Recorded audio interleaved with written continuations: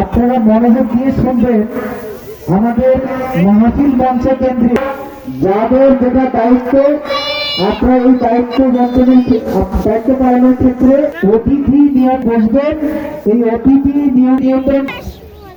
নিয়ন্ত্রণ কমিটি